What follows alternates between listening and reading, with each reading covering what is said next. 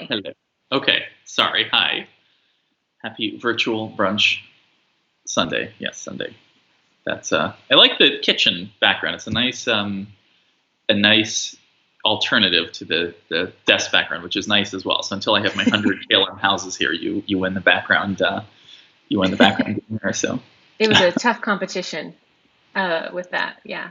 I think it's important to not be in the same place every day, especially in like the current situation. So fair. it's easier when I'm at my desk because then I can have like the really big monitor. But then I don't know, like it feels less like a work day, That makes sense. not I like think you make things feel like a work day. that's aggressive, but I think there is maybe one slight positive travel news, and I don't know. I feel bad calling this positive, and I feel bad whatever, but not really. Also, um, when it is possible to travel again, is North Korea maybe not that off bounds? I mean, we'll see how this evolves, but like North Korea has been like at the top of my list of places to go to, but I've not been allowed to go there by Oh, any. it'll be worse before it gets better. Well, but we'll see how long whatever happens or how this plays out. But I figured there was zero chance in the next 40 years of seeing North Korea. But maybe that's not the case anymore. Really? I mean, how can it get worse? Because whenever you have a power vacuum, who steps in? And like, I don't think this is just like entrenched sexism saying this, but if it's his sister, it's going to be way more complicated Well, but I mean, there's questions of because whether there's his like things sister. to prove. Like, we know that he's a comparatively rational actor.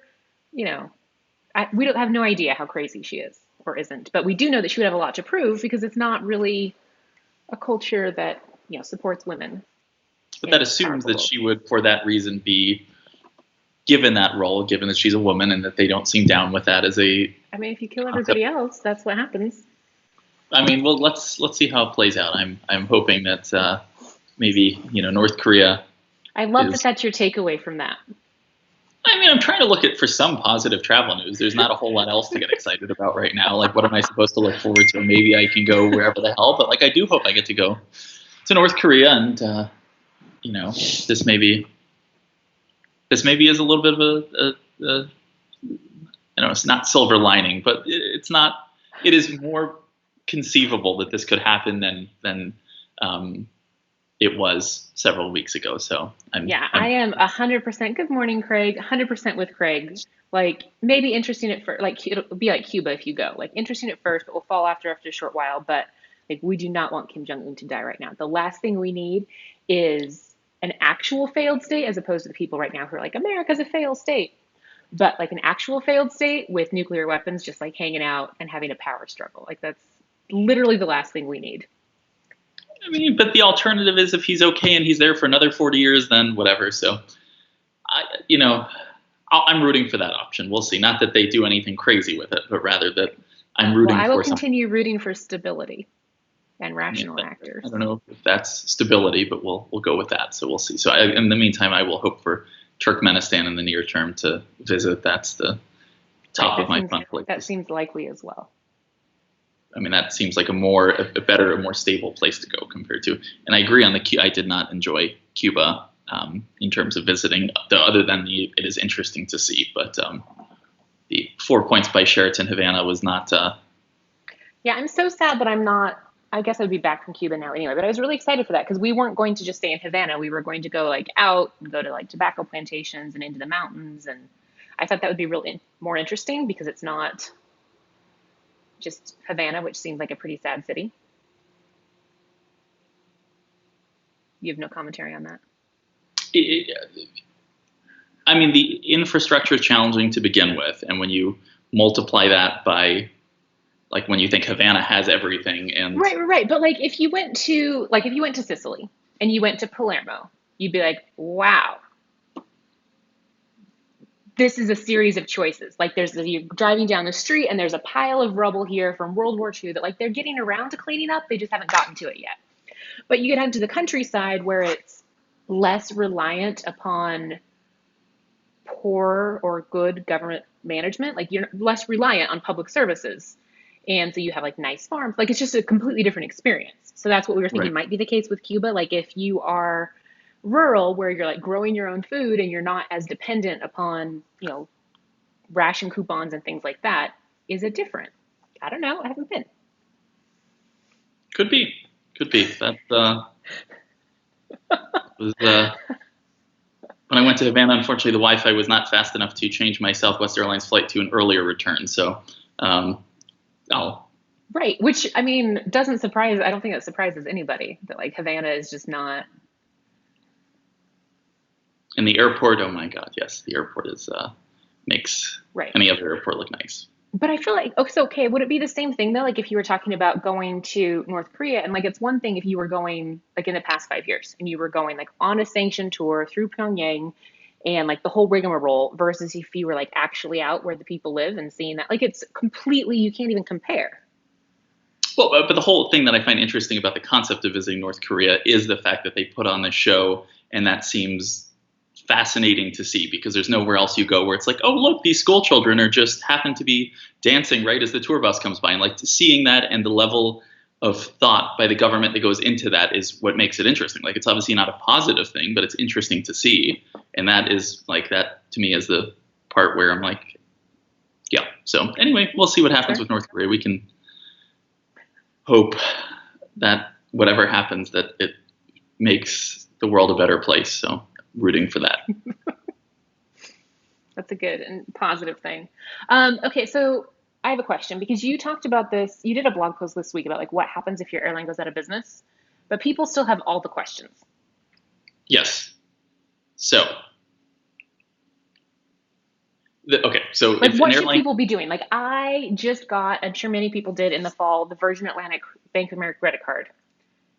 yes, Maybe not the best card for everyday spend right now, but like, what else should I be doing?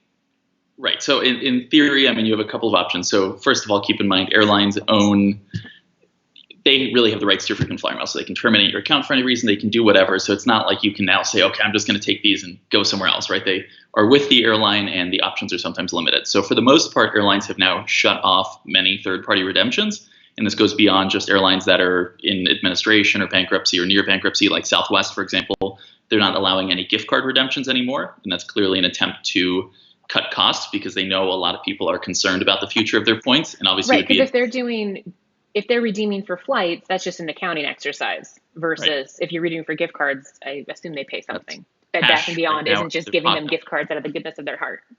And presumably the number of people trying to redeem this way, like cashing out their points, has increased significantly, and that makes the situation even worse. And that's why we're seeing airlines cut off these redemptions. So what should you do? I mean, if it depends on what you think is going to happen. If you think an airline is actually going to go out of business, odds are pretty good then that your miles may go poof. Or does that mean something bad in another language? Poof, like that. Not, I think. Like it disappears. I think it's fine. Yes. Sorry. Now that I hear it, is that not like a? I don't know. I think it's Like sometimes used as a slur.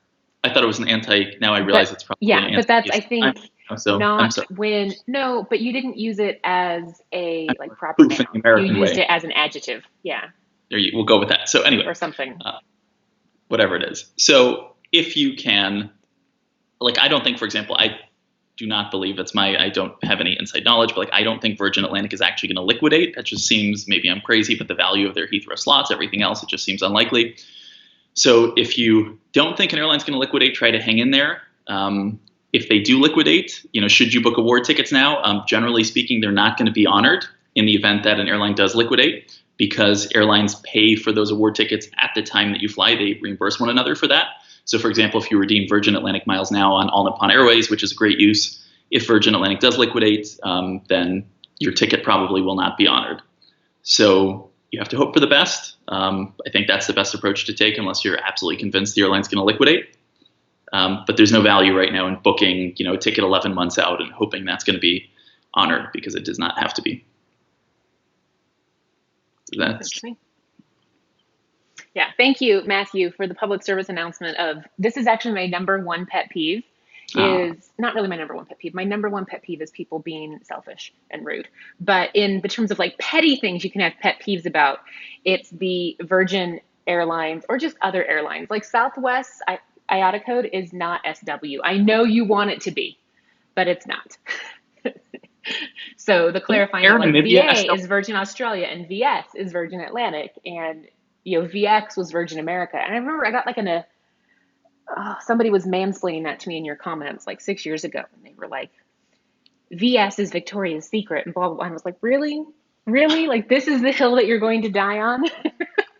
and there's no Q in Qantas. That's another one, but that is not an airline code thing. But the U in Qantas really gets me. So Yes. I think those are the most. Um,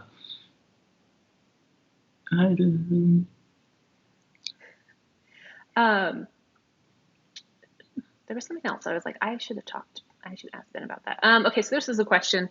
What are you doing in terms of like flights that have been canceled or not canceled? Is there a best website to check? Like this person saying TripIt Pro is not helpful. I gave up on TripIt like 10 years ago, so I don't know what's happened with TripIt. And a few airlines have not contacted or are not being So proactive. yeah, I mean, so there's 82 different issues with refunds right now when you really look at it. And one of them is that, a lot of airlines, for example, they're not canceling flights, but they're also zeroing them out. So in other words, I got a tweet about this today from somebody. They're flying in June from Salt Lake City to London direct on Delta, and the flight still shows as operating, like their itinerary shows as being intact, but the flights are no longer on sale between Salt Lake City and London through October or something. And that's a common practice. Airlines don't want to cancel flights right now because obviously it greatly increases workload because you're going to want to rebook. And then the reality is you're probably going to get another schedule change, and then they're going to have to rebook as well. So it is a common practice even before your flight is canceled for airlines to keep showing your itineraries being intact while not selling that flight going forward. In that case, there's not a whole lot you can do because you can't, until it gets canceled, most reservations agents aren't going to do anything. Some will.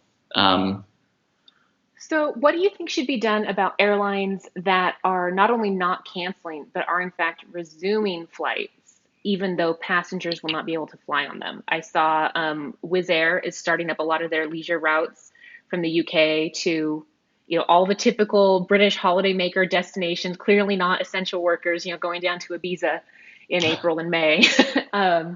Or like Hawaiian, if Hawaii is requiring visitors to quarantine, so like people actually can't take those flights, but the airline can say, well, your flight operated, what's your problem? This is probably one of those cases where, as we see from the beginning, where they are not going to allow refunds, but they'll let you hopefully apply a future ticket credit. And it's one of those things where there's probably not all that much that can be done if there is a government restriction, but if they are operating their flight, so you might be stuck with a future ticket credit, which obviously is not ideal, but that, strong arming airlines into refunds is complicated even when it's completely legitimate and your flight is canceled and like they're not operating the flight and they still won't give you your money back, let alone based on, government restrictions that one can't and shouldn't travel. So it's tricky. And then it's also interesting because you'd think the refund process would be automated, but airlines are all saying, well, we only have this many people doing refunds. And, you would think, that's not to say you can, but you'd think they could just push a button and refunds would start processing. But I know that's not. I mean, as someone who, handles back end accounting and sometimes has to give refunds, it is actually, even with, like, I feel like our situation is pretty low touch, but it is still like a person has to push the button. And like that person is typically me. And it does only take like, in our case, 2 seconds. But I guess 2 seconds times however many canceled thousands of bookings. And then I guess if you're reviewing the situation, I can see how that's maybe a burdensome process. I mean, Emirates especially because most airlines use the oldest of technology. Right. I mean, I think that's probably what it comes down to is the technology is very old. There are other companies that have, can automate refunds. They don't have like their accounting software linked with their payment processing, linked with their email like we do. You can just be like, boop, done.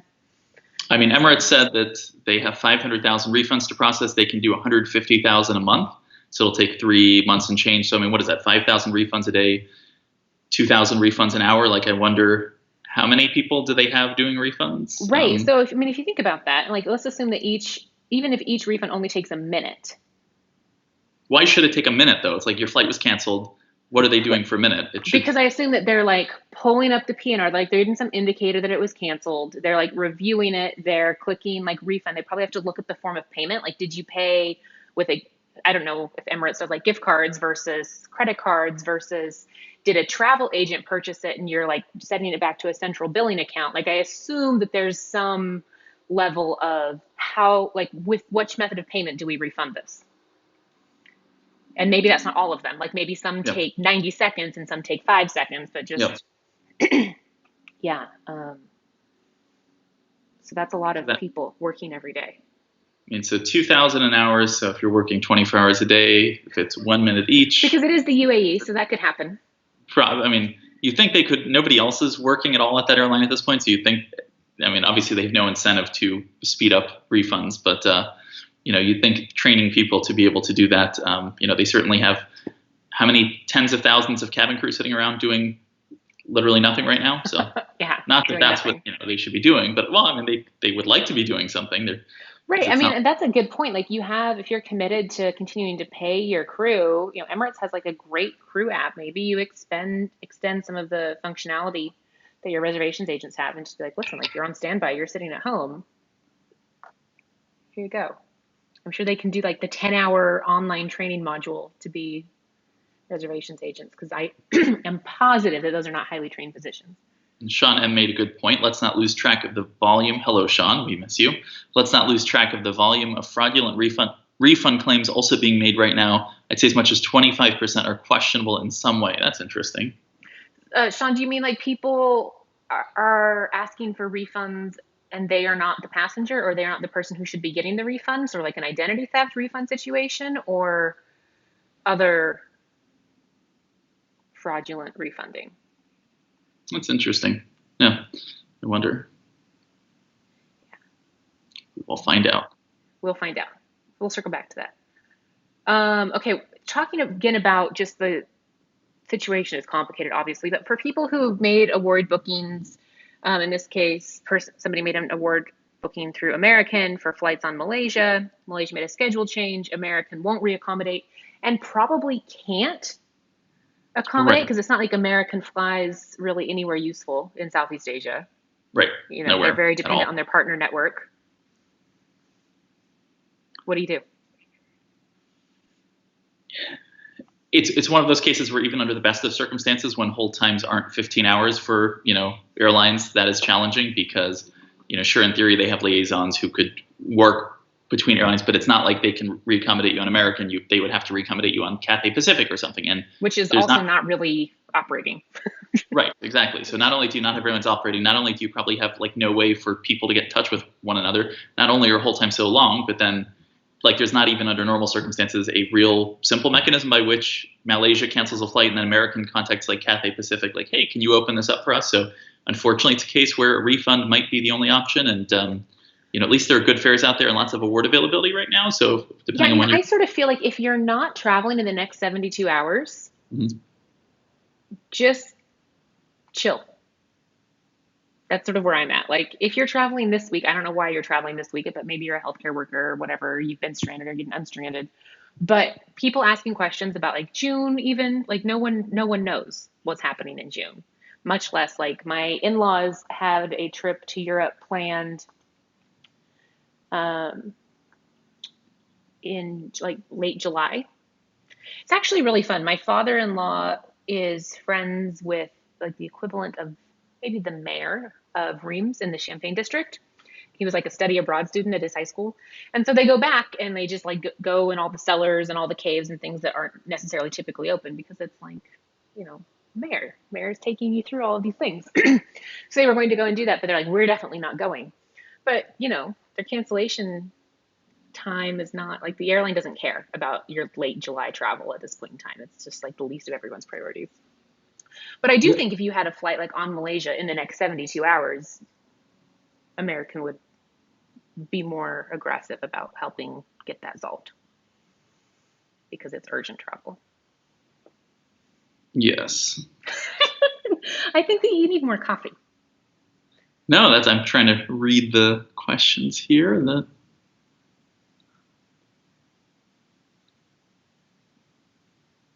So is the recently announced AA Business Extra promo worth booking a mileage run at the end of June? So the answer is I would wait because let's see how things are. Like there's no need to register now. If things do happen to be good at the end of June, register June 25th and do a mileage run the next day. But like I think right now I wouldn't register because if you register now, if they do have this promotion again in a couple of months, then you're missing out on that. So I would say just hold off and let's see how things go. And Certainly fares are probably going to remain good for a while, so I don't think that's a reason to do anything right now. But Yeah, and I think it's really hard. Like, I know it's hard for us. Like, we want to be traveling and we want to be out and about, but instead we're spending Sunday mornings in our houses doing live stream brunches, um, because that is sort of what we all need to be doing, until we're in a situation where we're, better able to manage travel during a pandemic. for the person funny hold times, I've not had to wait very long for the few times I have had to call to get points refunded. If you have a contact at Korean Air who could help me, I would very much appreciate it, because I've been trying to get through to Korean Air SkyPass, which is separate than the reservations department. It's like their SkyPass processing people, because like I canceled my trip to Japan, and they called me specifically. They're like, both of your flights were canceled, blah, blah, blah. What do you want to do? I said, cancel it. I said, and can you refund the miles? And they said, no, you have to contact SkyPass for that. And I'm like, but whatever. So anyway, they don't do reservations or anything. They just handle like refunding points and stuff. And I think I've called about 30 times, and it's, so. And they might not be working. That department is possible. Probably not essential, because they're like, whatever, it's SkyPass. It's an accounting exercise. No one should be redeeming. No one needs to cancel. So we'll get to it when we get to it. Can you mail things in to the same address that you mail in like your marriage certificate and stuff? Well, I guess they do have an email address. I should probably email. Like an email address and a fax number, so you can maybe do that. Yeah, that's. But I kept trying to call before departure, because I could totally, with Korean Air, with like them having the rules of the rules, I could have totally seen them being like, no, you didn't request it before departure, the refund, and then being like, I'm like, but I tried. Yeah. And trying is what counts. Well, not when the rules are the rules, but. So I have a trash TV question for you. You just lit up the first time. We're like 22 minutes in, and you're like, ooh, a fun question. I love that. I just finished the best trash TV show, but please never change. So we finished watching Tiger King on Friday, and it was actually just, is it normal in this genre of television to film subjects who are like obviously and completely like not in their right mind and like inebriated? That's the whole basis of reality TV. So yes. Okay, so that's normal and acceptable, and like it's not questionable ethics. This is just what is expected. No, I mean the ethics are questionable, but I mean the ethics. But it's not like this show is a standout for the questionable ethics. I think the show is a standout in the sense that potentially somebody who may or may not have murdered somebody may as a result of this. In other words, the implications are greater. But I mean, I think it's almost like a reality TV crossover thing, and the whole basis of reality TV is people doing really dumb stuff while drunk. So, based on that, I think it's not that far off. Okay, because I found that like shocking and horrifying, but then I was like, maybe this is what people are used to seeing. So what did you think? I mean, I just thought it was very. I don't think I'm the good person to ask what I thought about it. I just kind of thought it was really exploitative. But you watched the whole thing? Yeah, of everyone involved. Like, I just thought it was highly problematic. And not actually about tigers, not actually really like, highlighting that situation. It was just like, I don't know, it felt very like coastal elites looking down on other people in America and being like, look, you have no teeth, and just sort of glorifying a lot of, I don't know. I mean, there's a lot of shadiness in a lot of the world. And like, there's a lot of things that were like legitimately bad, but it seemed so much like looking down on poor parts of America that it just made me really uncomfortable. Yeah. I mean, all reality TV is in that sense a little bit probably uncomfortable. And I mean, it's the whole murder thing we'll see there. Another drink, it would have gotten better. I do agree that woman definitely probably killed her husband. Well, but that is perhaps the most controversial point of all this, is that the claim is like that they came into this with an agenda and sort of misrepresented the story and didn't actually tell the true story. I feel like they actually misrepresented everything. Like the nice guy who was his first husband. Like he has all brand new teeth and he didn't lose his teeth due to meth. It was like a genetic issue. I looked this up after because you know me. I have to like, this can't be. Come on, Google. Let me see. And so it's like you could have shown like here's how this person has like really positively changed their life after this experience, and instead it's like, oh yeah, no, he just got the receptionist pregnant. Like, So yeah, I mean that's reality TV. Welcome. I just finished Too Hot to Handle, which I did not want to watch, but it was actually so bad and mindless that I almost enjoyed it. Has anybody else seen it? Um, it was very good, like very bad. It was like so bad and so mindless. It was actually dumber than every other reality TV show, which is saying a lot. So I highly recommend that. okay. I would take people's suggestions for like not, I mean, I appreciate what you're saying about like mindless. Um, I think my thing is in order for something to, for me to find something relaxing, it needs to actually occupy a lot of my brain.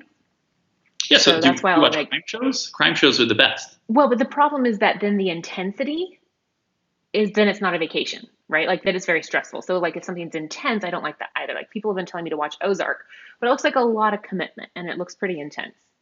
So I need like something in between.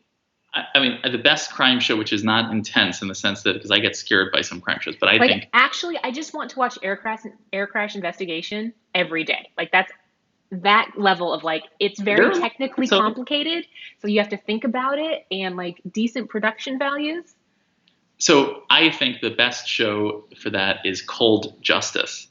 Kelly Okay. Siegler, she's amazing. It's about small town. They go in and they investigate murders that have happened, years ago in small towns, and she's just so awesome. She's a former prosecutor from East Texas, and Okay. she's amazing. She's a real go get 'em attitude, and she usually figures out Well, who yeah, and I know that you and Ford like that. That's why I sent like that murder in a box thing. Have you guys done that yet? which one. I sent There's a you lot a of like a. I know there've been a lot of boxes coming your way from me. This was in like when we first went into quarantine. I sent one to Megan and Natalie, to my nieces, and to you guys. It's like an escape room in a box. So it's not a board game, but it's like a puzzle oh solve that it thing. Yes, type thing. I was trying to figure it out, and then I realized that's above my You guys might intellect. have fun with it. Like Megan and Natalie really enjoyed it. They got like a core. Their one I sent them was like 15 levels versus the one I sent you guys was one because I felt like your attention span was probably just 2 hours versus several We days. will But they literally have the whole like whiteboard set up with like strings to the people's pictures, and it was a very we will good we quarantine will give it a activity. try. That's Ozark Intense. You should check it. And Love Is Blind was okay. If you like Love Is Blind, like then 90 Day Fiance or Love After Lockup are like I think much better personally. But that's Um, Little fires everywhere. I've heard of that. no stress. That's I love good. them. Like when they chat about TV or real estate in the living room, I go into the kitchen where the best parties are. Yeah, so that's actually we don't have a TV in our house, so that's part of the other thing. Is like when we're doing this, we're watching something, we're like huddled around a laptop for warmth. But yeah, I know it makes me seem like that, and the fact that I think this afternoon's activity is going to be burning a stump makes me seem like just the biggest redneck. But I'm not really. Bur- Burning a stump. How Okay, does that work? so well, you've seen our yard and like the disaster that is the property we purchased, right? Where it's just like you don't want to be mean, but it's just a disaster. It's overgrown and it's 60 years old, and there's just things everywhere. So in one corner where we're replacing the fence, there's a big tree stump, and like it's massive, um, like bigger than Freya. And we looked at sort of like digging it out a little bit, but it's a tree trunk, that goes down into the ground. So you actually can't dig. We dug down about 2 feet and are over it. So we're going to make it a fire pit and just burn it out and then scoop up the ashes I like mean, that rednecks. sounds cool, but also very complicated. So cool, but It is very complicated. We dug it out. We like cut a barrel to make a chimney. We drilled holes in it. Yes, maybe I'll put it on Instagram if that'll be a fun like redneck activity. Drinking bourbon and lighting stumps on fire on a Sunday. Why not? Right. Somebody's asking about a stump grinding service. One, that's not essential. Two, I'm cheap. Three, it's an excuse to drink bourbon in the backyard while lighting things on fire. It seems like a So bad combination, drinking and lighting things on fire, but I'm also that's not the very. best combination. Uh, I know, hire a stump grinder. Yeah, the problem, there's a lot of reasons why we can't hire a stump grinder for this particular tree. For this one over here, which you guys can't see, I guess I could pivot it that way. For this one, when it comes out, we can hire a stump grinder for that because it's above grade, but this one's also below grade, so it's complicated. So. I'm curious to see what it looks like. I don't have a sense of. Maybe I will put that on. Maybe we'll do an Instagram live later, and you can participate in the stump grinding experience. Sounds complicated. That's. It is, but it's also like science, right? You're just lighting, making a chimney in your fire. Maybe we'll do s'mores too. Why not? Oh, Lord.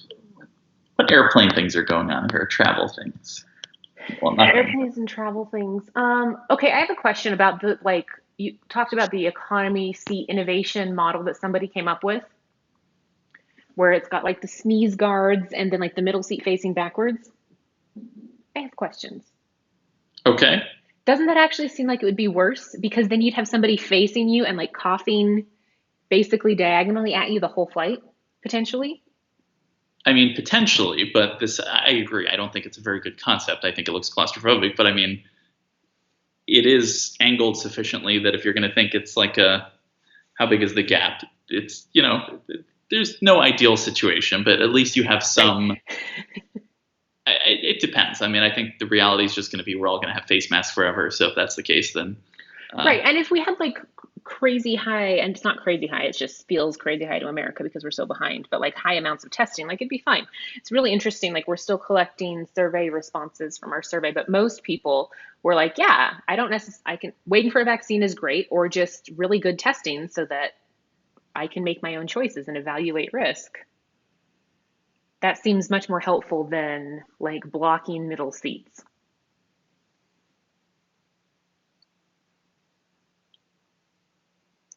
We'll see.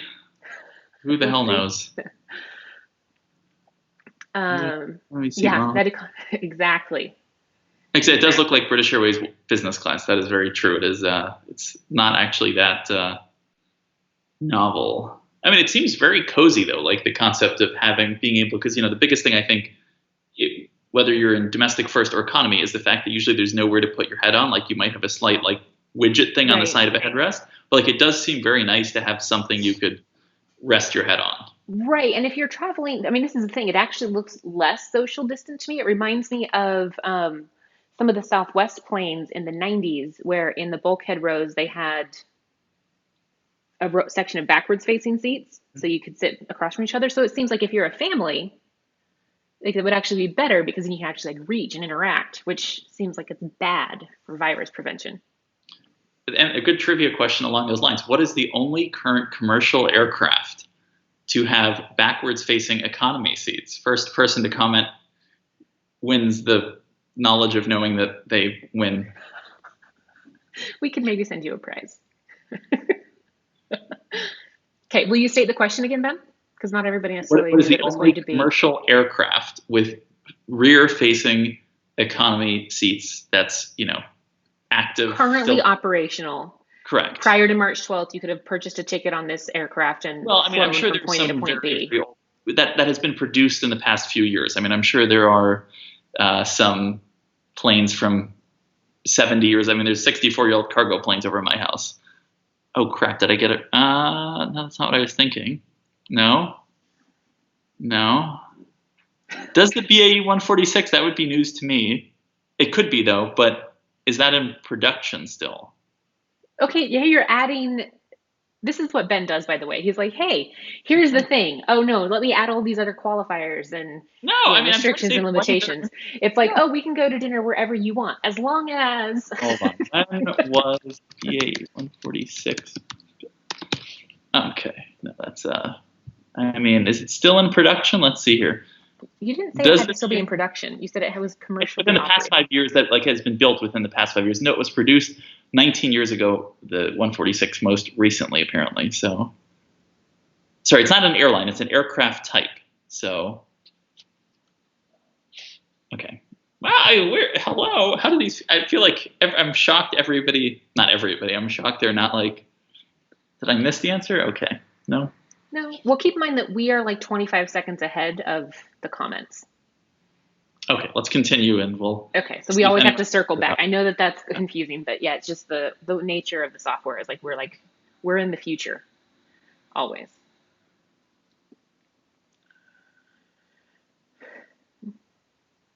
Okay, sorry, Yeah, we'll this is keep a good going. point. The old US Air Dash 8s had backwards economy seats on the first row. Maybe someone else still flies them. That's a good guess, Drew. I think that we're guessing for something that doesn't, it's an unsolvable problem. People are saying the Q200.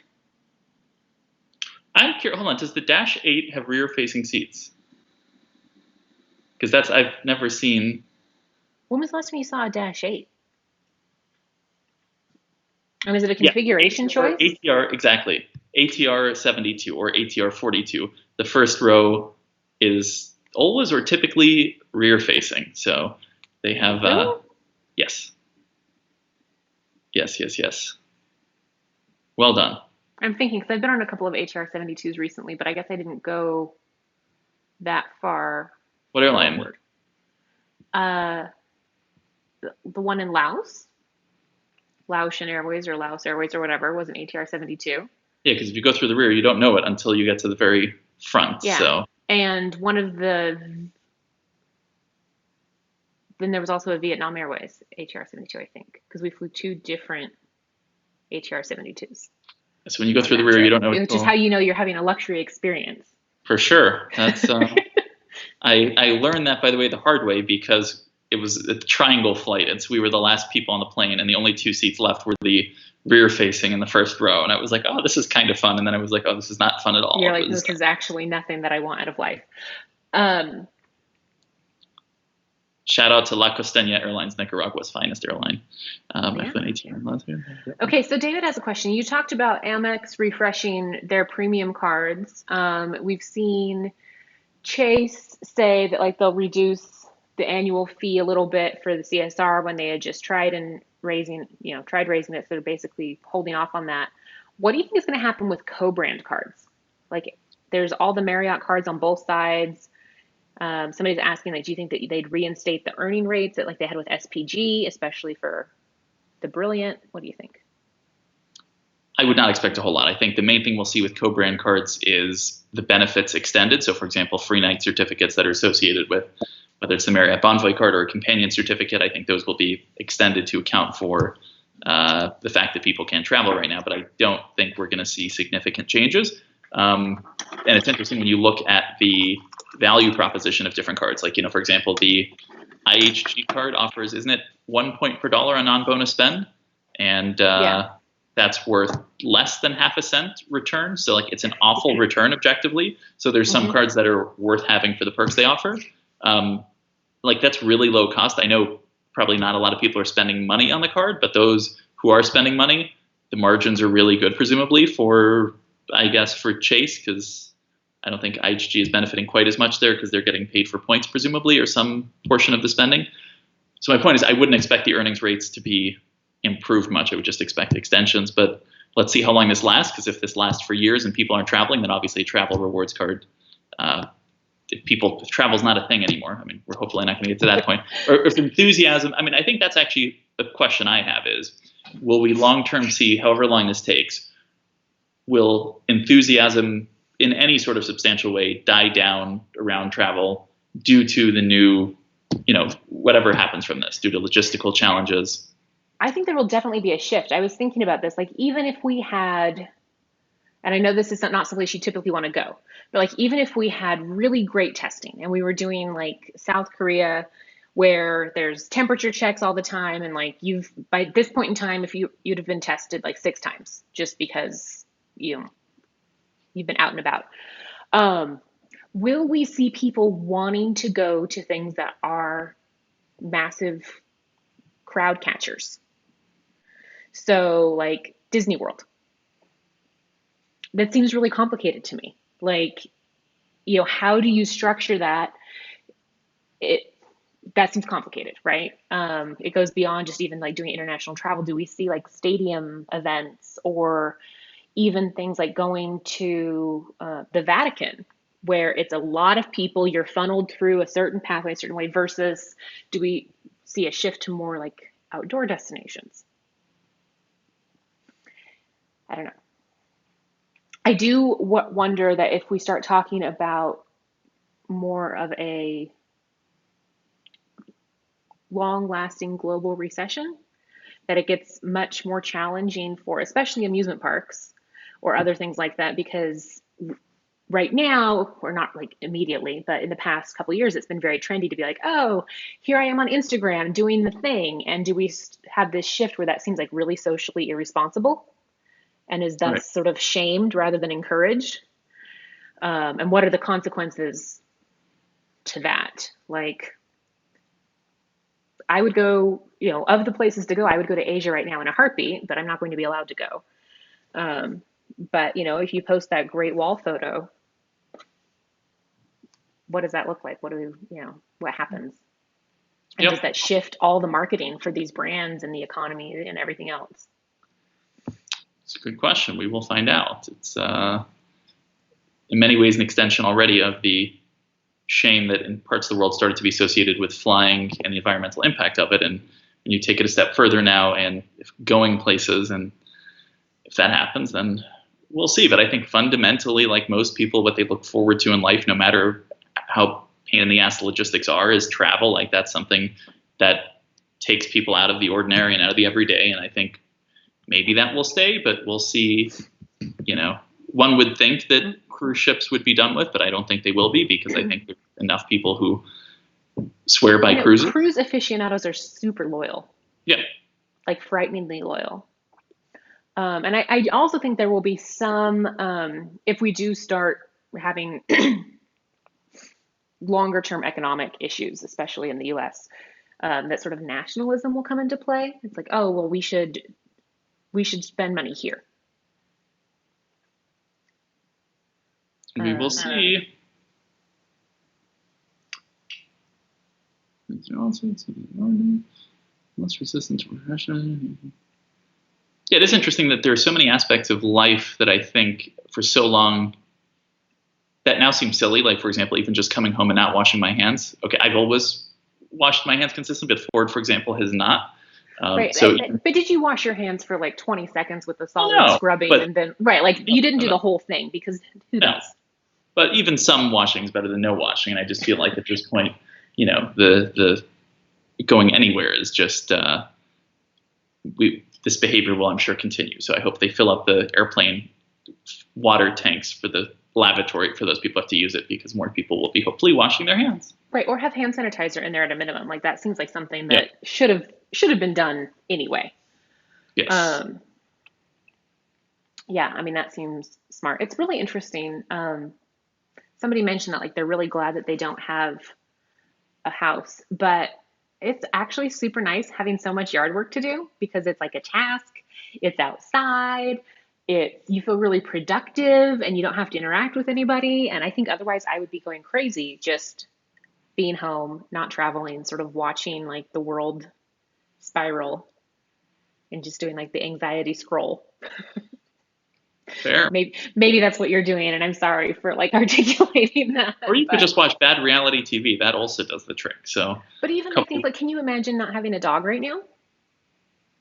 Well, I could never imagine not having a dog anymore. Right. No. Or like, but like, right, if you were like living alone and didn't have a dog, this would be a much more terrible quarantine. And so I feel like having a yard is just the next extension of that. And like, yes, I wish my yard were less of a pit, but we're getting there. It looks nice. I mean, it doesn't, but it will. It will. I mean, you remember what my kitchen looked like, and now it's very not like that. Is the fence done yet, or? Well, no, the fence is still, where it paused last year. We're like 85% of the way done with the fence, but then it got too cold for the stain to cure. So that's where we're at. Who knew? Apparently, Somebody is asking, could you technically go right now between the US and Germany? You technically could, right? Because you'd have like right of return either way. I could, yes, yes, yes. So But you won't. I might, because my mom is going to go for Right. potentially for some treatment, and she's also, well, no, she's actually just a German citizen, so she could go, Right. and so I So might go this with her. person is saying like, oh, non-essential Yes, travel, like you yes, wouldn't go, like you would go no, because you'd be taking right, your right, mom who but would be no, going for medical purposes. I could, I guess, yeah, but no. Yeah.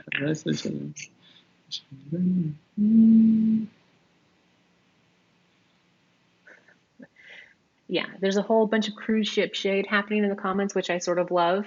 Um, yeah.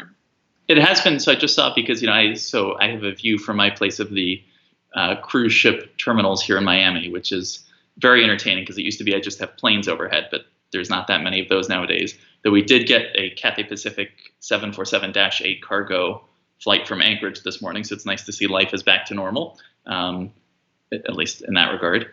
So the cruise ships, though, apparently, so they've been constantly coming in and out, but now that they can't fly on commercial planes because they were going back to the Philippines on Ethiopian Airlines via Addis, but now that I guess they're doing a little bit of less of that, what I read, because I saw like a bunch of cruise ships coming in and out of here yesterday, apparently they're all going to, like, they have their private island things in the Caribbean, Coco Cay or whatever it's called, Right. something. So apparently they're consolidating cruise ships. So like Carnival or Norwegian or something, they have like 3 ships. I could be completely wrong here, but this is what I recall. I did have a drink or two when I was reading this, but That makes news better these days. exactly. It should So actually be mandatory. Like, do you want to load more articles? Better take a shot. there are 3 ships crews are being consolidated into one, and then apparently they're just going to sail to Asia, or they didn't say specifically the Philippines, but Well, I mean, you might as well, if like marine they fuel can't is fly, basically it's free. cheaper. They can't fly. So that's fewer cruise ships here, but and then the Virgin Voyages ship that never has actually had a commercial sailing, that had the worst or unluckiest timing ever, that came back yesterday. I don't know why. It just shows up every few days, and I don't know if they're dropping off people who need like medical. So I don't think the U.S. I would assume it's like. But would the U.S. even allow them in or treat them, because they're like international cruise, international waters, international? It might be like resupply type of things, right? Like dumping your sewage and whatever else. Must be. That's what should people do who have LifeMiles? Hopefully no one's sitting on LifeMiles. LifeMiles, it should typically be a like buy and redeem. I'm sitting on some LifeMiles now because I canceled several. Right, but that's the thing. Like many people probably canceled trips, so they have their LifeMiles. Yeah. What should they be doing? So there's not an efficient way to use them for anything significant. Do keep in mind, like, one benefit of having LifeMiles versus maybe some other loyalty programs is LifeMiles is technically a separate company. Like, they were sold off, they're separately owned. So that's not to say that if Avianca went bust and LifeMiles didn't, that the redemption opportunities would be the same, because it probably wouldn't be possible to redeem them for Star Alliance flights, etc. But like, at least the program would likely live on because it is an independent program, and there's precedent for that. And they've already separated. So it's not like there's an uncertainty of like, oh, if American went bankrupt, what would happen to Advantage? Like, we would assume that it would be spun off. But like, LifeMiles is already spun off, and even if they couldn't make Star Alliance redemptions, like, they would be motivated to make some kind of flight redemptions available. They're crafty people, the LifeMiles folks, so I'm sure they would come up with something that would continue. Probably not as lucrative as it is now, but I wouldn't expect that they would go bust at the same time. But we'll see what the redemption opportunities would be. Hopefully Avianca does not go out of business, or hopefully LifeMiles at least continues to have access to Star Alliance award availability, because it is a very nice option. Right. But it's nice having the consolidator of Star Alliance. It is indeed. Right. Worst case, we all get toasters. I can buy a TV. I bought a toaster 2 days ago, so I don't even need to redeem miles that way anymore. Hey, so I can send you jam? Because I think we're going to make jam on later this week. Did Ford just say no? Was that a solid veto of jam from across the house? I'm just looking at the toaster it's up there. So very reasonably priced toaster. So yeah, toasters aren't expensive because it's literally just a fire hazard that sits on your countertop. Fair. That's like, you're worried about me and my like very controlled barrel burning of a stump, and it's just like, here, let's have a toaster. What could go wrong?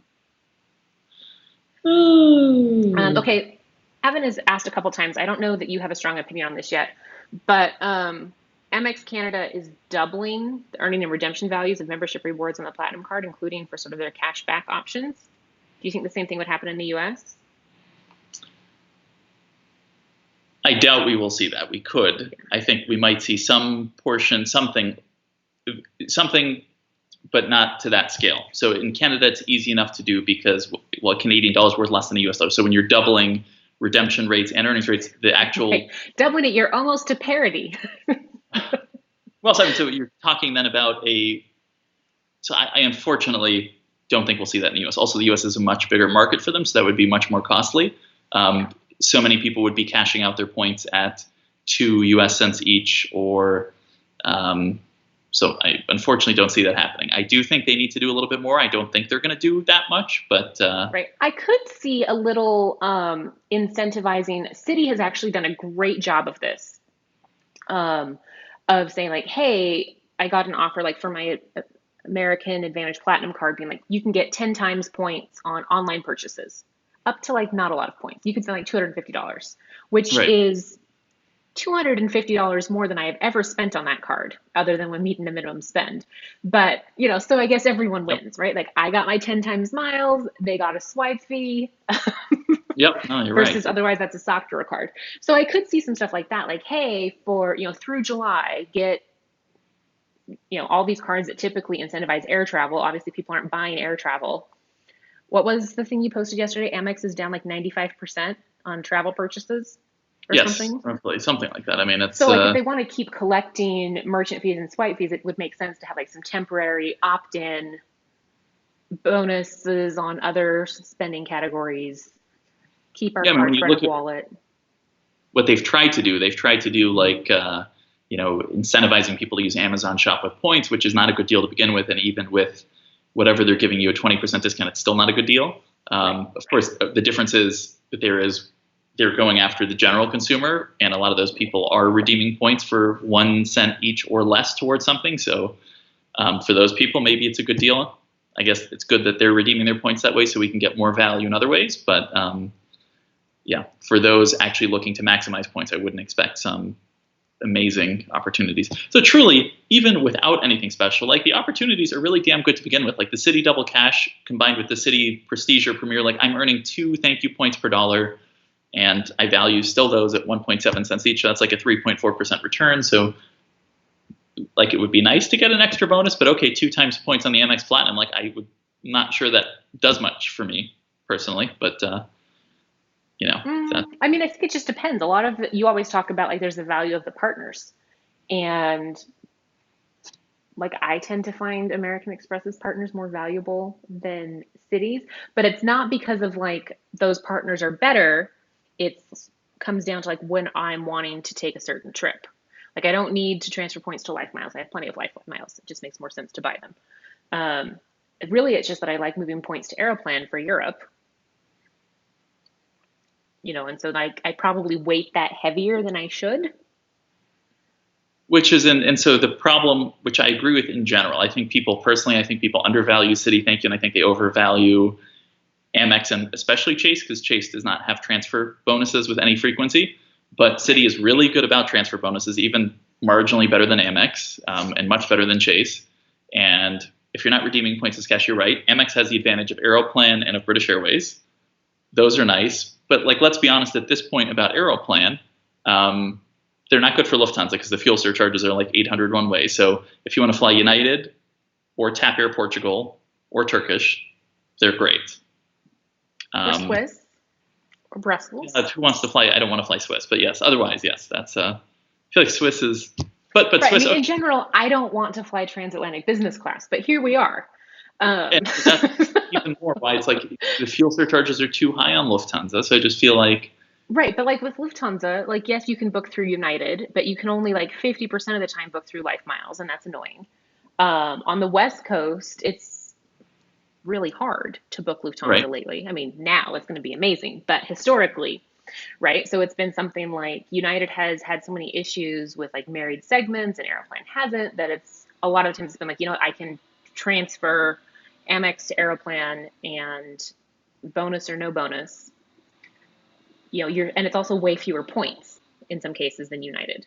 So it's like, It is. yes, It's there's much more better than cash I. outlay, but then I'm getting like 5 times points on that. And so, I mean, when it comes to transferring points to partners, I am on team Amex and Citi, both. And then I think Chase has a close second. The benefit of Chase is you can do 1 point or close third, I guess.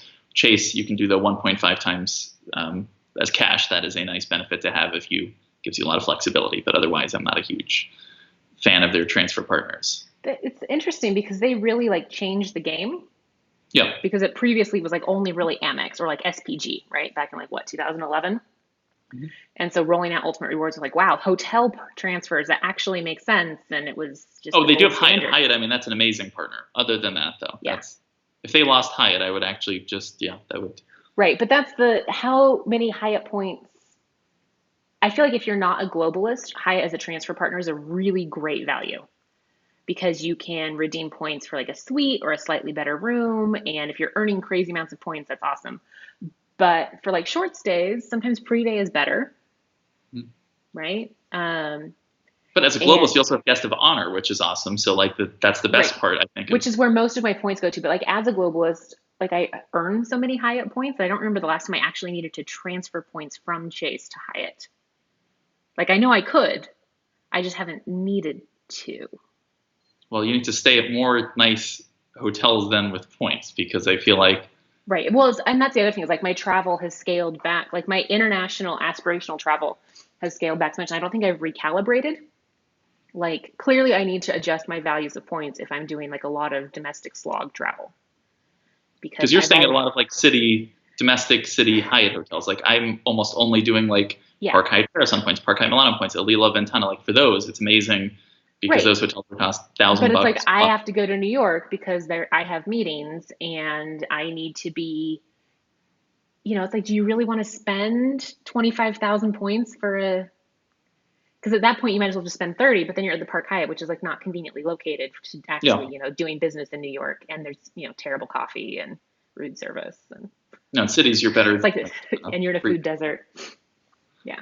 So that's why I struggled though, because it's like, okay, so then I'm just accumulating all these points and I'm not getting a chance to spend them. So I'm not transferring from Chase. Fair. Hence why most of my spending is going on Amex cards. And for the purpose somebody's asking if I've flown Lufthansa first on LifeMiles in the last 2 years. Yes. I have too. Though nothing will go back to the good old days of LifeMiles, Lufthansa first redemptions, where I remember flying from, they used to let you route domestically within the U.S. using LifeMiles on Lufthansa in first class. So in other words, you could book. The one I flew was Seattle to Orlando on Lufthansa in first class, and the connection was in Frankfurt. So for 25,000 miles in first class, I flew from Seattle to Frankfurt to Orlando. Good times. Yeah, the day. That was the best redemption ever. So that's Yeah, I feel like, okay, Robert thinks it's questionable. $500 hotels with bad coffee. One, the Park Hyatt New York is way more than $500 most of the time. It's like $750 and up. But in general, Ben, do you feel like the price point, I know some of you feel strongly about, does the price point of a hotel necessarily influence the coffee quality or availability? None of the above. No, absolutely not. And that is incredibly frustrating because I feel like this is the part that's bizarre, is that is coffee not, I understand people have certain bean preferences, blah, blah, blah, but is there not like objectively good coffee and objectively bad coffee? And why do places have what is objectively bad coffee? I just answered my own question, which is yes, there is objectively bad and good coffee. Damn it. Why do places have this like acidy, disgusting, like, it's just, yes. Right. It's like you can get better coffee at like your average college football stadium than you can at a lot of ostensibly nice hotels. I don't understand it.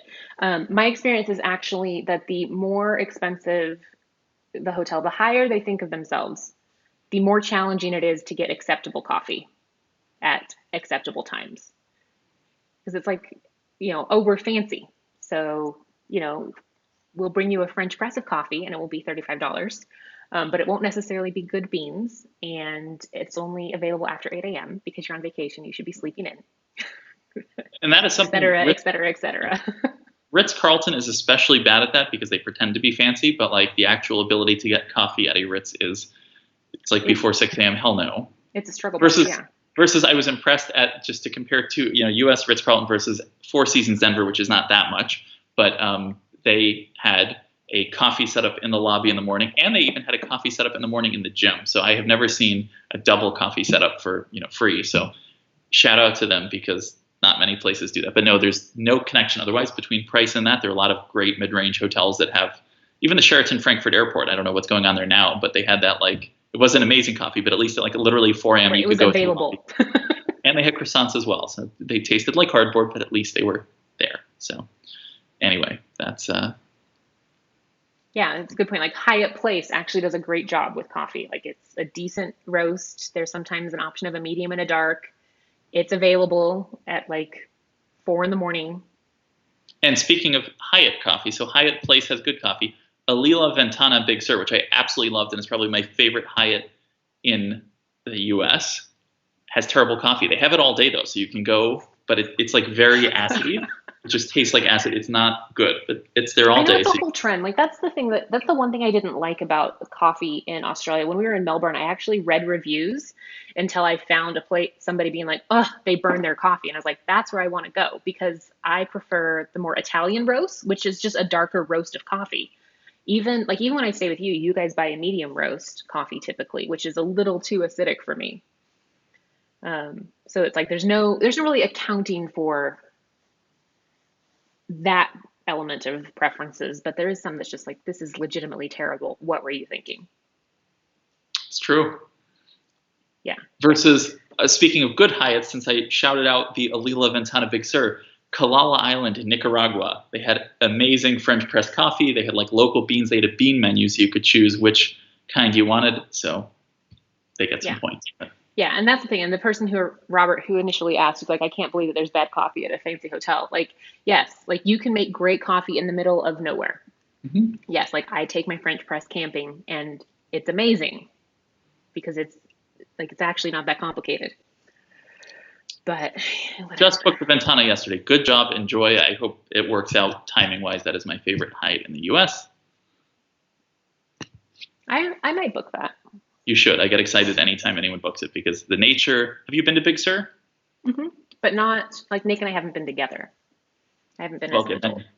That takes the excitement out of it because it was just like Big Sur was the most pleasant. Like I've seen pictures of it, but I didn't actually think like, oh, it would be that beautiful, and it was like the most beautiful place ever. So that's, that is one thing. Like at least if we are stuck in our country, we're stuck at some place that is beautiful with like a tremendous amount of geographic diversity. That's true. And like there's so many incredible and beautiful places, not a lot of great hotels, but there's some amazing opportunities to explore versus if you were in like San Marino. You've limited options. Shout out to people in San Marino. That's where's San Marino? Huh? I don't know where that is. It's a city-state like inside Italy. Oh, that's San Marino. I thought it was like somewhere inland in California or something. Sounded like San. No, like I'm just saying, like in the U.S., there's a lot of places we can go. There's a huge variety of geography. I was just in disbelief at how beautiful Big Sur is driving down. Sorry, it's not the PCH up there. It's Highway 1 or whatever they want to call it. The NorCal people call it Highway 1, and the SoCal people it's a call it. different kind of pretentious. Yes, but it is so beautiful. It's like it's sad because almost what you do in Big Sur in addition to hiking is just drive up and down the road and just every time like holy crap and stop every 2 minutes. You should also do the Oregon coast, and if we do the Olympic Peninsula, like where they filmed Twilight, which I know that that's a popular movie at one point in time, that you would love that. Like there's a lot of really beautiful, surprisingly beautiful places that have terrible hotels. What's more important to you, beautiful locations or fancy hotels? We disagree on this. No, I think you can find both. If I can choose, like we have a limited amount of time on planet Earth or whatever, but so eventually maybe I'll get to the point where it's only one or the other, but if I can find a place with both, I will. And so I would not go to a fancy hotel in like an ugly place unless there were a reason I wanted to go to it. Versus, like I've been beautiful places in very bad hotels. I went in Kentucky to a park, and Yeah, you guys were basically stayed in a yurt, except a yurt would have been an improvement. Yes, so I did not shower. It was disgusting. But anyway, I assume, Tiffany, you will go with the beautiful location. Well, my thing is like a hotel has to be like it can't just be fancy. Like I'm not interested in a Ritz-Carlton. Like I'm actually Right. looking for great service or a unique location. And if it's not like and the coffee thing, like if it's not at least as nice as my house, then I don't really care. It's not fancy. It's just a hotel. And I'd rather go someplace beautiful and camp than stay at like a category 3 Marriott.